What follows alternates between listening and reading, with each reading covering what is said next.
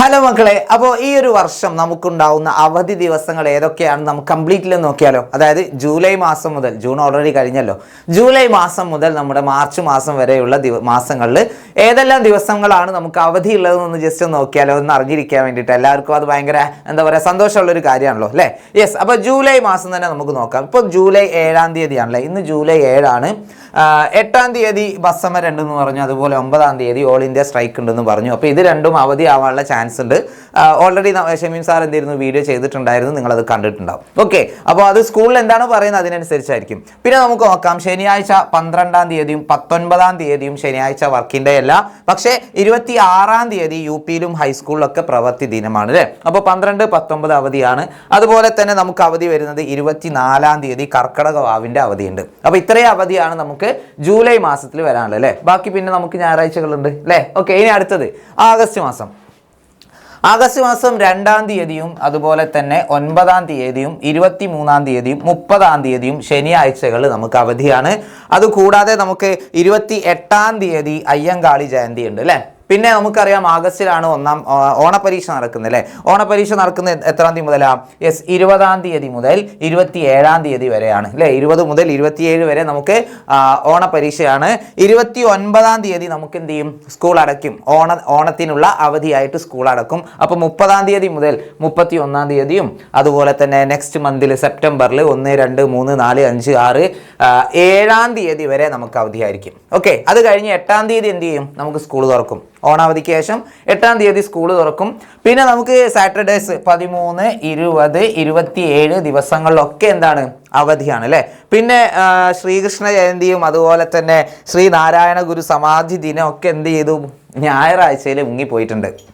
Okay, ആ അവധിയൊന്നും നമുക്കിപ്രാവശ്യം കിട്ടൂല അല്ലേ. ഞായറാഴ്ചയിൽ എന്ത് ചെയ്തിട്ടുണ്ട്? ആ അവധി മുങ്ങിപ്പോയിട്ടുണ്ട്. ഇനി നമുക്ക് സെപ്റ്റംബർ കഴിഞ്ഞാൽ ഒക്ടോബർ മാസം മഹാനവമിയും അതുപോലെ ഗാന്ധി ജയന്തിയും 1ഉം 2ഉം ദിവസങ്ങളിൽ നമുക്ക് ഒക്ടോബർ 1ഉം 2ഉം നമുക്ക് ഹോളിഡേ ആണ്. പക്ഷേ 4-ാം തീയതി സാറ്റർഡേ വർക്കിംഗ് ഡേ ആണ് കേട്ടോ.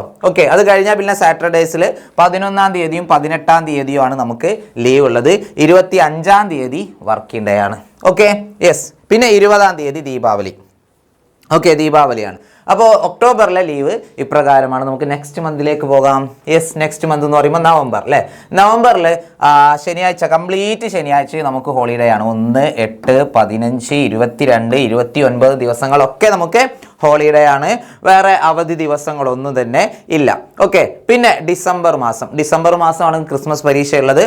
6, 13, 20, 27 ദിവസങ്ങൾ ശനിയാഴ്ച ദിവസങ്ങൾ അവധിയാണ്.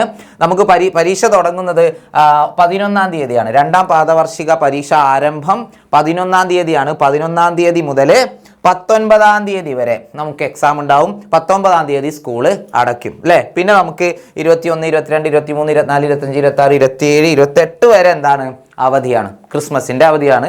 29-ാം തീയതി എന്ത് ചെയ്യും? നമുക്ക് സ്കൂൾ തുറക്കും. ഓക്കെ, ഇങ്ങനെയാണ് ഡിസംബർ മാസത്തിലെ അവധി. ഇനി ജനുവരിയിൽ പ്രത്യേകിച്ച് അവധിയൊന്നുമില്ല. നമുക്ക് 2-ാം തീയതി മന്നം ജയന്തി ഉണ്ട്. അതുപോലെ ശനിയാഴ്ച ആയ 10-ാം തീയതിയും 17-ാം തീയതിയും 24-ാം തീയതിയും ഹോളിഡേ ആണ്. 3-ാം തീയതിയും 31-ാം തീയതിയും വർക്കിംഗ് ആണ് അല്ലേ. പിന്നെ 26-ാം തീയതി റിപ്പബ്ലിക് ദിനമുണ്ട് അല്ലേ. അപ്പോൾ ഇതാണ് നമ്മുടെ ജനുവരിയിലെ അവസ്ഥ. ഇനി ഫെബ്രുവരിയിലെ കാര്യം നോക്കിയാലോ. യെസ്, ഫെബ്രുവരിയിൽ ഹോളിഡേ ഉണ്ടോ? സാറ്റർഡേസ് ഓൺലി അല്ലേ. യെസ്, ശനിയാഴ്ച 7-ാം തീയതി, 14-ാം തീയതി, 21-ാം തീയതി, 28-ാം തീയതി സാറ്റർഡേസ് ആണ് ഹോളിഡേസ് ഉള്ളത്. മറ്റു ഹോളിഡേസ് ഒന്നുമില്ല. പിന്നെ ശിവരാത്രി വരുന്നത് 15-ാം തീയതി ഞായറാഴ്ചയാണ്. ഓക്കെ, ഞായറാഴ്ചയാണ് ശിവരാത്രി വരുന്നത്. പിന്നെ അടുത്തത് മാർച്ച് മാസം നമുക്ക് എക്സാമിൻ്റെ സമയമാണല്ലോ അല്ലേ. മാർച്ച് മാസം ചിലപ്പോൾ ആദ്യം സ്റ്റാർട്ടിങ് മുതൽ അവസാനം വരെ എക്സാംസ് ഉണ്ടാവാം. നമുക്ക് അവധി എന്ന് പറയാൻ 7, 14, 21, 28. ഈ 21-ാം തീയതി ഈദുൽ ഫിത്തർ അല്ലേ. ഈദുൽ ഫിത്തർ ഉണ്ട്. അത് 21-ാം തീയതി തന്നെ വരണം എന്നില്ല. ചിലപ്പോൾ അത് എന്ത് ചെയ്യാം, 20-ാം തീയതി ആവാം, അല്ലെങ്കിൽ 22-ാം തീയതിയിലേക്കൊക്കെ മാറാം. ഏതായാലും അങ്ങനെ ഒരു അവധി അവിടെ ശനിയാഴ്ചയിൽ വന്ന് കിടക്കുന്നുണ്ട്. വേറെ അവധിയൊന്നുമില്ല അല്ലേ. ഓക്കെ, വേറെ അവധിയൊന്നും മാർച്ചിൽ കാണുന്നില്ല. പിന്നെ നിങ്ങൾക്ക് എല്ലാവർക്കും ഇതേപോലെയുള്ള ഒരു മാസം അല്ലേ, ഫുൾ റെഡ് കളറുള്ള ഒരു മാസം. അതാണ് നിങ്ങൾ എല്ലാ മാസവും ആഗ്രഹിക്കുന്നതെന്ന് അറിയാം. ഇത് നമ്മുടെ ഏപ്രിൽ മാസത്തെ കലണ്ടർ കേട്ടോ. 2026 ഏപ്രിലെ കലണ്ടറാണ്. മെയിലും ഏകദേശം ഇതേപോലെ തന്നെ ആയിരിക്കും കേട്ടോ. നമുക്ക് സ്കൂളിലല്ലോ, വെക്കേഷൻ അല്ലേ. അപ്പോൾ ഇതാണ് ഈ ഒരു വർഷത്തെ നമ്മുടെ എന്താ പറയുക അവധി ദിവസങ്ങൾ. അപ്പോൾ എല്ലാവരും എന്ത് ചെയ്യുക, ഈ വീഡിയോ മാക്സിമം ഫ്രണ്ട്സിലേക്ക് ഷെയർ ചെയ്യുക. അപ്പോൾ ഇതിൽ നമുക്ക് മനസ്സിലാവുന്നത് ഓണപ്പരീക്ഷയും ക്രിസ്മസ് പരീക്ഷയും ഒക്കെ ഉണ്ടാവും. ഇത് നമ്മുടെ വിദ്യാഭ്യാസ കലണ്ടറാണ്. ഓണപരീക്ഷയും ക്രിസ്മസ് പരീക്ഷയൊക്കെ കറക്റ്റ് സമയത്ത് തന്നെ നടക്കും.